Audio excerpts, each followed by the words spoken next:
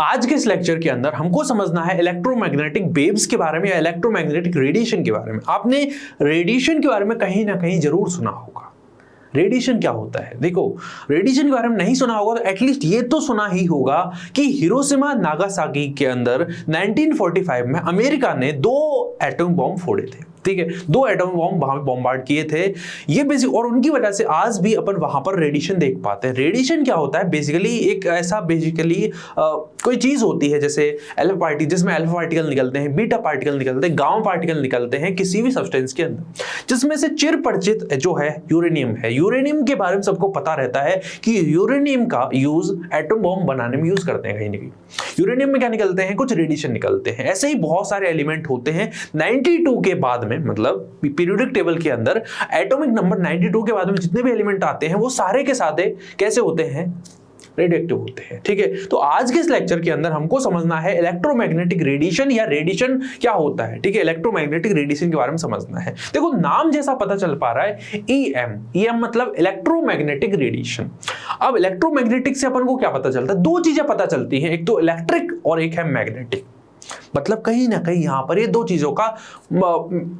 चीजों मिलेंगी और रिजल्टेंट अपन को कुछ पता चलेगा। देखो होगा क्या, अपन को देखे, मैंने पिछले लेक्चर में आपको क्या बोला था कि हम अगले लेक्चर के अंदर बोर मॉडल पढ़ने वाले हैं, लेकिन क्या हम यहाँ पे बोर मॉडल पढ़ रहे हैं? नहीं, क्यों नहीं पढ़ रहे? तो उसके लिए अब यहां पर आपको कुछ चीजें लिखी हुई है। यह लिखा हुआ है कि अगर आपको बोर मॉडल पढ़ना है या development leading to the Bohr model, तो वहां पर 2 चीजें थी। एक तो था dual nature of the electromagnetic radiation. देखो होता क्या है, कोई भी रेडिएशन होता है उसके 2 नेचर होते हैं। एक तो पार्टिकल नेचर होता है और एक होता है वेव नेचर। मतलब इलेक्ट्रोमैग्नेटिक जो रेडिएशन है वो बेसिकली एक दोगला है, और इसका दोगलापन मैं उतारूंगा। इलेक्ट्रोमैग्नेटिक रेडिएशन का जो दोगलापन है कि ये पार्टिकल नेचर भी रखेगा, ये अपना वेव नेचर भी रखेगा। कब ये वेव नेचर रखेगा, कब ये पार्टिकल नेचर रखेगा, उसके बारे में अपन जानकारी लेंगे। लेकिन उससे पहले इन चीजों के बारे में जान लेते हैं कि हमें पढ़ क्यों रहे। तो अगर आपको बोर मॉडल समझना है तो कोई भी चीज होती है यार, देखो जैसे अपन को खाना बनाना होता है, तो खाना बनाने के लिए हमको बहुत सारी चीजें चाहिए होती हैं। हमको मतलब ऑयल भी चाहिए, हमको वेजिटेबल्स भी चाहिए, कुछ अपन को और भी चीजें उसमें डालने के लिए चाहिए होती है। ऐसे ही मतलब अगर आपको खाना बनाना है तो उसके लिए कुछ कंपोनेंट चाहिए, कुछ इंग्रेडिएंट चाहिए होते हैं। ऐसे ही बोर मॉडल अगर आपको समझना है तो उसके जो इंग्रेडिएंट हैं वो 2 हैं। एक तो हमारा ये वाला और एक है हमारा एटॉमिक स्पेक्ट्रा। तो इनको पहले अपन समझेंगे और फिर हम मूव करेंगे बोर मॉडल के अंदर। बोर मॉडल यार कमाल की चीज है, उसके बारे में अपन समझेंगे, जिसको अपन कहते हैं मोस्ट एक्सेप्टेबल जो एटॉमिक मॉडल है वो हमारा बोर मॉडल है। तो यहां पर अपन 2 चीजों के बारे में पढ़ ले, कुछ स्टेटमेंट लिखे हुए उनको भी पढ़ लेते हैं। This means that light has both particle and wave nature। जानते हैं लाइट के दोनों ही नेचर होते हैं, एक तो पार्टिकल नेचर होता है, वेव नेचर होता है। कब पार्टिकल नेचर होता है, कब वेव नेचर होता है? मैंने आपको एक कहानी सुनाई होगी, जैसे अगर मैं मान लीजिए इधर देख रहा हूं, ठीक है, और यहां पर डिजिटल पैनल लगा हुआ है, तो मेरे लिए जब मैं डिजिटल पैनल की तरफ नहीं देख रहा हूं तो ये डिजिटल पैनल दुनिया में कहीं भी हो सकता है। एक थ्योरी है किसके अंदर? क्वांटम मैकेनिक्स के अंदर। ठीक है, और जब मैं मान लीजिए इधर देखूंगा तो ये जो अपना डिजिटल बोर्ड है वो मेरे लिए यहां पर होगा। तो होता क्या है, ये चीजें वैसे आपको इमेजिन करने में, मतलब सोचने में या जानने में थोड़ा सा ऐसा अजीब सा लगेगा, लेकिन होता ऐसा कुछ है कि जो हमारी लाइट है कहीं ना कहीं पार्टिकल से मिली रहती है और कहीं ना कहीं उसका वेव नेचर भी होता है। ठीक है, जैसे अपन कैथोड रे के बारे में जाना ना, कैथोड रे जो है कोई वेव होती है कहीं ना कहीं पार्टिकल से ही तो बनती है। उन्हीं पार्टिकल की स्टडी करी साइंटिस्ट ने और अपन को कैथोड रे, ठीक, कैथोड रे से इलेक्ट्रॉन निकाल दिया, एनोड रे से प्रोटॉन निकाल दिया, ये चीज अपन ने पढ़ ली। तो यहां पर अपन को यह समझ में आया कि लाइट जो होती है 2 टाइप के नेचर रखती है। कौन कौन से? पार्टिकल नेचर और वेव नेचर। पार्टिकल नेचर और वेव नेचर। चलिए, atomic spectra, the experimental result regarding the atomic spectra of atom can only B explain assuming that quantized electronic energy is present in the level. देखो होता क्या है, अभी जब अपन Bohr model नहीं पढ़ा है, ठीक है, बोर मॉडल समझेंगे तो और चीजें क्लैरिटी आएगी। एटॉमिक स्पेक्ट्रा क्या होता है, हाइड्रोजन स्पेक्ट्रा के बारे में जरा अपन ने बात करी थी कि हाइड्रोजन जो स्पेक्ट्रा होता है साइंटिस्ट के अकॉर्डिंग कैसा मिलना चाहिए था, बिल्कुल कॉन्टिन्यूस मिलना चाहिए था, लेकिन कॉन्टिन्यूस नहीं मिलता, वो लाइन की फॉर्म में मिलता है। तो एटॉमिक स्पेक्ट्रा ये कहता है कि जो एटम होता है कहीं ना कहीं उसके अंदर बेसिकली जब हम बात करते हैं डिफरेंट लेवल्स की, तो लेवल्स होते हैं कुछ ना कुछ एनर्जी के, ये लोअर एनर्जी लेवल है, ये फिर इस तरीके से हायर एनर्जी लेवल बढ़ते रहते हैं। तो बोर मॉडल ने बहुत सारी चीज समझाई हैं, यहां से रिलेटेड भी उन्होंने समझाया है, ठीक है। तो यहां पर क्या होता है, ये तभी हो सकता है जब सारे के सारे जो एनर्जी लेवल है वो क्वांटाइज्ड हो। क्वांटाइज्ड का मतलब क्या है, फिक्स्ड हो। अभी चीजें बहुत सारी आपके दिमाग से ऊपर जाएंगी, लेकिन मैं बता रहा हूं कि इतना सा याद रखो कि अगर बोर मॉडल समझना है तो दो चीजें समझनी होंगी, डुअल नेचर समझना पड़ेगा और एटॉमिक स्पेक्ट्रम समझेगा। तो सबसे पहले तो उसको समझने से पहले हम यहां पर इलेक्ट्रोमैग्नेटिक रेडिएशन के बारे में समझते हैं। किसके बारे में समझते हैं, इलेक्ट्रोमैग्नेटिक रेडिएशन के बारे में समझना है। देखो इलेक्ट्रोमैग्नेटिक कहीं ना कहीं दो चीजों से मिलकर बना है, एक तो अपने पास में है इलेक्ट्रिक और दूसरा है मैग्नेटिक। होता क्या है, इलेक्ट्रोमैग्नेटिक रेडिएशन के अंदर दो टाइप के फील्ड होते हैं, एक तो इलेक्ट्रिक फील्ड होता है और दूसरा हमारा होता है मैग्नेटिक फील्ड। और ये दोनों के दोनों फील्ड एक दूसरे के पैरेलल चलते रहते हैं। कैसे चलते रहते हैं, पैरेलल चलते रहते हैं। जरा मैंने यहां पर कुछ चीजें बताई होंगी आई थिंक आपको। देखो यहां पर देखो, यहां पर दो टाइप के फील्ड हैं। एक तो देखो ब्लू वाला किसको शो कर रहा है, इलेक्ट्रिक फील्ड को, ब्लू वाला शो कर रहा है इलेक्ट्रिक फील्ड को, और जो रेड वाला है वो किसको शो करेगा, मैग्नेटिक फील्ड को। तो होता क्या है, मान लीजिए इसको कुछ ऐसे समझते हैं कि इलेक्ट्रिक फील्ड इस डायरेक्शन में जा रहा है या इलेक्ट्रिक फील्ड इस डायरेक्शन में है और मैग्नेटिक फील्ड, ठीक है, इस डायरेक्शन में चलता है। तो दोनों क्या रहते हैं, एक दूसरे के पैरेलल चलते रहते हैं, ठीक है। इलेक्ट्रिक फील्ड इस डायरेक्शन में, मैग्नेटिक फील्ड इस डायरेक्शन में, तो दोनों एक दूसरे के क्या है, पैरेलल चलते रहते हैं, ठीक है। इस तरीके की चीजें चलती रहती हैं। जैसा आप समझना चाहो वैसे समझ सकते हो कि इलेक्ट्रिक फील्ड इस डायरेक्शन में है, मैग्नेटिक फील्ड इस डायरेक्शन में, और दोनों इस तरीके से चलते रहते हैं और दोनों मिलके क्या बना लेते हैं, इलेक्ट्रोमैग्नेटिक रेडिएशन इस तरीके से बना लेते हैं। तो इसको अपन क्या कहते हैं, समझ गए होंगे ना, इसको कहते हैं इलेक्ट्रोमैग्नेटिक रेडिएशन। आगे जब अपन इनकी बात करें कुछ कैरेक्टरिस्टिक हैं, तो मैंने आपको समझाया दोनों के दोनों जो फील्ड है वो एक दूसरे क्या रहते हैं, कहीं ना कहीं एक दूसरे के पैरेलल होते हैं, दोनों एक दूसरे के परपेंडिकुलर होते हैं। कैसे होते हैं, परपेंडिकुलर होते हैं। परपेंडिकुलर का मतलब समझते होंगे कि अगर इलेक्ट्रिक फील्ड इसमें है, इलेक्ट्रिक फील्ड की डायरेक्शन ये है, ठीक है, और ये मेरा केस क्या है, मैग्नेटिक फील्ड, ठीक है, दोनों मिलके यहां पर एक प्रोपगेशन जिसमें चलेगा इलेक्ट्रोमैग्नेटिक रेडिएशन का वो बना लेते हैं, ठीक है। ये समझ में आया क्या, नहीं आया या आ गया, इलेक्ट्रिक फील्ड मैग्नेटिक फील्ड दोनों मिक्स हुए, प्रोपगेशन बन गया या इलेक्ट्रोमैग्नेटिक रेडिएशन बन गया, समझ में आ गया। तो इलेक्ट्रोमैग्नेटिक जो रेडिएशन है वो दो चीजों से मिलके बनता है, एक तो ये है और एक ये है, ठीक है। दोनों एक दूसरे क्या होते हैं, परपेंडिकुलर होते हैं। अब ये परपेंडिकुलर गैंग्स ऑफ वसीपुर वाला थोड़ी है यार, हम तो 90 डिग्री एंगल की बात कर रहे हैं। अब चलिए कुछ चीजें हैं, एक वेव से रिलेटेड एक कुछ चीजें होती हैं। देखो बचपन में एक काम जरूर करा होगा, आपको कहीं तालाब दिखा होगा, तालाब में आपने पत्थर फेंका हो, फेंका नहीं फेंका, चलो फेंका होगा कहीं ना कहीं, है ना। हमने बहुत किया, हम गांव से रिलेटेड हैं भैया, गांव से बिलोंग करते हैं, तो हमने क्या किया था, देखिए हमारे गांव में तालाब था, ठीक है, तो हमने पत्थर फेंका। तो पत्थर जब फेंकते हैं यार, जो अगर आप देखो तो वो क्या होगा, पत्थर एक पॉइंट पे जाएगा, ठीक है, फिर दूसरे पॉइंट पे जाएगा, तीसरे पॉइंट, जब वो जाता है तो वेव कुछ एक पानी की एक अपन को इस तरीके से एक लहर टाइप में दिखता है। कैसे दिखता है, कुछ इस तरीके से चीजें दिखती हैं, इस तरीके से चीजें अपन को दिखती हैं। किस तरीके से चीजें दिखती हैं, मान लीजिए इस तरीके से अपन को, मतलब कि एक पॉइंट पे टकराया, दूसरे पॉइंट पे टकराया, तीसरे पॉइंट पे टकराया, इस तरीके की चीजें दिखती हैं, ठीक है। तो अब क्या होता है, इसी तरीके से वेव का भी नेचर होता है। होता क्या है, कुछ इस तरीके से अगर मानूं, यहां पर एक वेव के अंदर भी इस तरीके से चीज चलती है वो।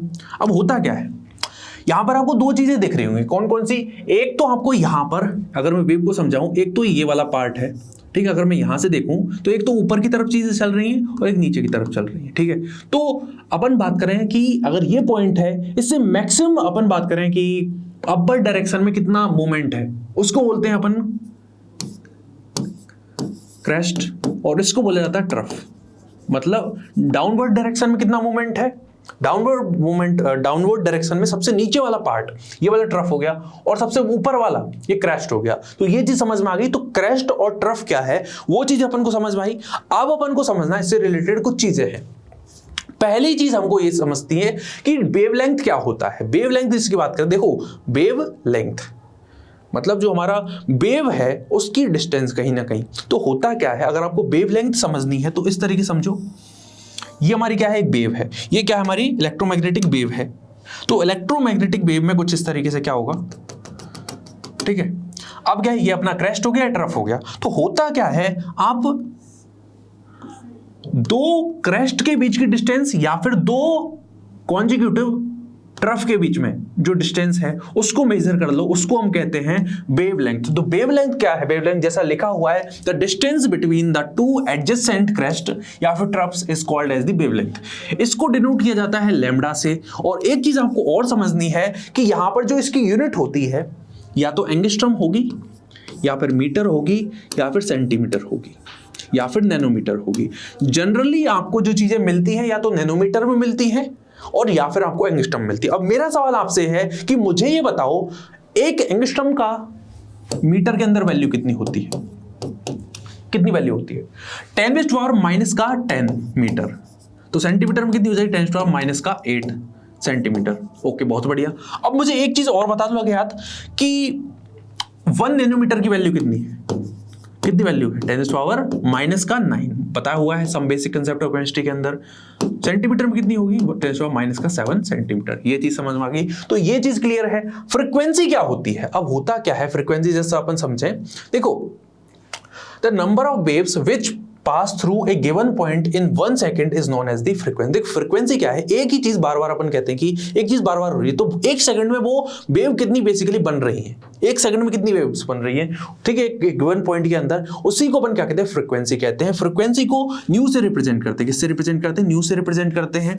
और ये इसकी यूनिट की अगर बात करी जाए तो हर्ट्ज होती है, या फिर आप इसको सेकंड इनवर्स भी कह सकते हो, सेकंड इनवर्स भी इसको कह सकते हैं, ठीक है, सेकंड इनवर्स भी कह सकते हैं। मतलब ये होता क्या है, फ्रीक्वेंसी क्या है, नंबर ऑफ, अपन बात करें waves, number of waves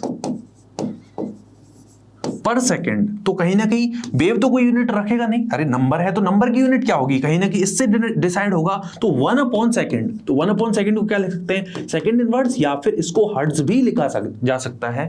H capital है, Z स्मॉल है, समझ में आ गया। हर्ट्ज इसको कहा जाता है, क्या कहा जाता है, हर्ट्ज, HERTZ इसको कहा जाता है। तो फ्रीक्वेंसी जो है उसकी यूनिट क्या है, फ्रीक्वेंसी की यूनिट हर्ट्ज हो गई, और अपनी पास में वेवलेंथ की जो यूनिट है वो लैम्डा हो गई। ये समझ में आया या नहीं आया, ये चीजें अपन को समझ में आई या नहीं आई। अब जल्दी कुछ अगली चीज है, सी क्या होता है बेसिकली। अब वेव क्या है, वेव बेसिकली क्या है, एक जगह पे तो टिकेगी नहीं, वेव बेसिकली मूव करेगी, तो वेलोसिटी भी अपन को समझनी है। तो वेलोसिटी क्या है, बेसिकली उसकी स्पीड होगी। तो स्पीड ऑफ द वेव, या फिर अपन बात करें कि distance travelled by a wave in 1 second is called as the velocity of the wave. Okay, और इसको डिनोट किया जाता है सी से। इसको किससे डिनोट करते हैं, सी से डिनोट करते हैं। यूनिट क्या होगी, जो वेलोसिटी की यूनिट होती है, मीटर पर सेकंड। ओके, एम्पलीट्यूड क्या है, एम्पलीट्यूड यार ये है, ये हमारी एक वेव है, ठीक है। क्रेस्ट क्या है, ट्रफ क्या है, वो समझ लिया। तो यहां से लेके यहां तक की जो डिस्टेंस है उसी को अपन एम्पलीट्यूड कहते हैं। अरे यहां से लेके यहां तक की डिस्टेंस है उसको एम्पलीट्यूड कहते हैं। The height of the crest और डेप्थ, उसको क्या कह देते हैं, मतलब हाइट कितनी है क्रेस्ट की, या फिर ट्रफ की डेप्थ कितनी है। अरे इसको हाइट कह देंगे, इसको ट्रफ कह देंगे, और ट्रफ की डेप्थ कितनी है वो अपनी क्या हो जाती है, एम्पलीट्यूड हो जाता है। और ऐसे ही अपने पास में जो क्रेस्ट है उसका हाइट कितना है उसको अपन क्या कह देते हैं, एम्पलीट्यूड कहते हैं। और इसको ए से रिप्रेजेंट करते हैं, किससे रिप्रेजेंट करते हैं, ए से रिप्रेजेंट। अब एक चीज और है, that is wave number. Wave number क्या होती है, wave number is basically the reciprocal of the lambda. मतलब अपन क्या कह रहे हैं, तो इट इज डिफाइंड एज, देखो वेव नंबर क्या है, वेव नंबर को न्यू बार से रिप्रेजेंट करते हैं, और it is the reciprocal of the wavelength. यानी मैं क्या लिख सकता हूं, nu bar is equal to 1/λ। इसको क्या कहते हैं, वेव नंबर कहते हैं। ये चीज समझ में आ गई। बाकी जो आपको समझना है वो समझ सकते हैं कि inverse of the wavelength expressed in the centimetre, जो भी लिखना है वो लिख सकते हो। बाकी सिंपली इतना याद रखो, the reciprocal of the reciprocal of the wavelength is called as wave number। ठीक है, ये समझ में आ गया। बाकी रिलेशन समझ। अब एक चीज है जो अपन को समझनी है कि देखो रिलेशन होता है किस किस के बीच में, न्यू, इसको जरा अलग पेज पे लेते हैं क्योंकि इस पे बेस बहुत सारे क्वेश्चन बनते हैं। न्यू जो होता है that is c upon lambda, जहां पर न्यू क्या है, न्यू आप जानते हो frequency of the electromagnetic radiation है, ठीक है। अपने पास में सी क्या है, स्पीड ऑफ द लाइट। आप जैसे वहां पे मैंने एक स्टेटमेंट बोला था कि स्पीड वेलोसिटी क्या है, ठीक है, वेलोसिटी को सी से रिप्रेजेंट करते हैं, और वैक्यूम के अंदर जो वेलोसिटी ऑफ इलेक्ट्रोमैग्नेटिक रेडिएशन होती है वो बराबर हो जाती है 3 × 10⁸ मीटर पर सेकंड। और एक इंटरेस्टिंग सी चीज बताता हूं कि दुनिया में इससे फास्ट कोई चीज है नहीं। अगर हम इससे फास्ट चीज अगर दुनिया में बना लें तो भाई साहब हम बहुत कुछ कर सकते हैं। हम जो इलेक्ट्रॉन की डिस्टेंस है, इलेक्ट्रॉन का जो पोजीशन है एटम के अंदर, वो भी पता कर सकते हैं हम। ये तो कुछ नहीं, इससे ज्यादा हम भगवान के पास पहुंच सकते हैं, भगवान की लोकेशन पता कर सकते हैं। ऐसा कमाल की चीज भी अपन कर सकते हैं। बट ये जो क्वांटम मैकेनिक्स है भाई साहब, पूरी की पूरी इमेजिनेशन पे बेस्ड है। अब सबसे जो ड्रॉबैक होता है इसका क्वांटम मैकेनिक्स का, ये सारी चीज क्वांटम मैकेनिक्स की चीजें हैं। क्वांटम मैकेनिक्स का जो सबसे बड़ा ड्रॉबैक है कि यार इसका एक्सपेरिमेंटेशन करना बहुत आसान नहीं होता है। इसका एक्सपेरिमेंटेशन हम कर नहीं पाते। कैसे करोगे एक्सपेरिमेंटेशन? जैसे अगर मैं इधर देख रहा हूं तो मेरे लिए डिजिटल बोर्ड कहीं भी हो सकता है, इधर देखूंगा इधर हो जाएगा। एक्सपेरिमेंटेशन कहां हुआ? एक्सपेरिमेंटेशन नहीं हो पाता ऐसे ही, क्योंकि ज्यादातर जो चीजें होती हैं, इलेक्ट्रॉन को यार मैं आंखों से देख ही नहीं पा रहा, प्रोटॉन को नहीं देख पा रहा, न्यूट्रॉन को नहीं देख पा रहा। जब उस चीज को मैं देख ही नहीं पा रहा आंखों से, एटम को नहीं देख पा रहे, तो इलेक्ट्रॉन तो बहुत ही दूर की बात है। तो जो चीजों को अपन आंखों से देख नहीं पाते तो उनकी लोकेशन पता करना बहुत आसान है ही नहीं। और लोकेशन पता करने के लिए वही चीज है कि अगर लोकेशन पता हो जाती है तो बहुत ही चीज हो सकती है। तो मैंने क्या बोला यहां पर कि स्पीड ऑफ लाइट, इससे फास्ट कोई चीज दुनिया में है नहीं, इससे फास्ट चीज दुनिया में कोई चीज है नहीं। 3 × 10⁸ मीटर पर सेकंड, तो ये स्पीड ऑफ लाइट हो गई। वैक्यूम के अंदर कितनी होती है? 3 × 10⁸। लैम्डा क्या है? इसको लैम्डा बोलते हैं। क्या बोलते हैं? लैम्डा। इसको लैम्डा बोला जाता है। लैम्डा जो है वो क्या है? वेवलेंथ है। दो क्रेस्ट या फिर दो ट्रफ के बीच की जो डिस्टेंस है, एडजेसेंट, बेसिकली एडजेसेंट क्रेस्ट ले लो या फिर एडजेसेंट ट्रफ ले लो, उनके बीच की डिस्टेंस है एक वेव के अंदर, उसको क्या बोलते हैं? वेवलेंथ बोला जाता है। ठीक है, यूनिट क्या होती है? एंगस्ट्रम या फिर नैनोमीटर जनरल। ठीक है, ये चीज समझ में आ गई। अब होता क्या है, ये चीज अपन को समझ में आ गई, तो ये रिलेशन अपन को पता होना चाहिए। बाकी अपन यहाँ पे कुछ भी कर सकते हैं कि nu is equal to c upon lambda. समझ में आ गया? ये चीज समझ में आई। देखो अभी रिलेशन आया कैसे, तो E इज इक्वल टू क्या होता है? एच न्यू होता है। और अपन बात करते हैं जब प्लांक कांस्टेंट, प्लांक थ्योरी पढ़ेंगे वहां पर, तो ये चीज पढ़ी जाती है एच सी अपॉन लैम्डा। तो ये अलग कहानी है, बट इतना से याद रखो कि जो फ्रीक्वेंसी होती है वो लैम्डा के साथ में कैसे रिलेट करती है। ठीक है, या फिर आप ऐसा भी तो बोल सकते हो कि nu inversely proportional to lambda. चलिए अब कुछ कैरेक्टरिस्टिक है। कैरेक्टरिस्टिक क्या होता है कि जो हमारा इलेक्ट्रोमैग्नेटिक रेडिएशन होता है वो दो चीजों से मिलकर बनता है, इलेक्ट्रिक फील्ड और मैग्नेटिक फील्ड। अंदर की बात क्या है कि ये दोनों जो फील्ड हैं वो एक दूसरे के परपेंडिकुलर होते हैं। क्या होते हैं? परपेंडिकुलर होते हैं, और perpendicular to the direction of which the wave is travelling. और एक इंटरेस्टिंग सी चीज ये भी है कि ये परपेंडिकुलर तो है ही, और ये जो प्रोपगेशन जो अपन बात करते हैं कि जिस डायरेक्शन में जो हमारी वेव चल रही है उसके परपेंडिकुलर होते हैं दोनों, ऐसा भी है। ठीक है, अगली चीज क्या है? All electromagnetic wave travel with the same speed. ऐसा नहीं है कि डिफरेंट इलेक्ट्रोमैग्नेटिक जो रेडिएशन है वो अलग अलग स्पीड से ट्रेवल करें, नहीं, सेम स्पीड से ट्रेवल करते हैं। और speed of all type of electromagnetic radiation, ये किसके लिए डेटा दिया है इन्होंने? वैक्यूम के अंदर। तो वैक्यूम के अंदर इनका जो स्पीड है वो इतना हो जाता है। Electromagnetic waves doesn't required any medium for propagation. होता क्या है, जैसे बहुत सारी वेव्स होती हैं उनके लिए एक मीडियम की रिक्वायरमेंट होती है। ठीक है, लेकिन बात करें इलेक्ट्रोमैग्नेटिक रेडिएशन की, तो ये कैसा भी मीडियम हो, इसके कोई नखरे नहीं है कि मेरे को इस तरह की मीडियम चाहिए, मेरे को वैक्यूम चाहिए, या फिर एक पर्टिकुलर कंडीशन चाहिए। वो उस तरह की यहाँ पे कंडीशन नहीं होती, हर कंडीशन में काम करता है, रामबाण इलाज है। अब जरा कुछ चीजें हैं, इनके बारे में थोड़ा सा अपन अगले लेक्चर में और ज्यादा जानेंगे, बट एक आइडिया समझ लो कि होता क्या है। अगर मैं बात करूं इलेक्ट्रोमैग्नेटिक रेडिएशन में किस तरीके की रेज आती हैं, तो आप सभी ने सुना होगा gamma rays, X rays, UV rays, IR, infrared, ठीक है, माइक्रोवेव, ऐसे अपने पास में रेडियो वेव्स और ये चीज आ जाती हैं। ठीक है, तो कौन कौन सी रेज हैं अगर मैं बात करूं यहां पर, सबसे पहले कौन है? Gamma raise.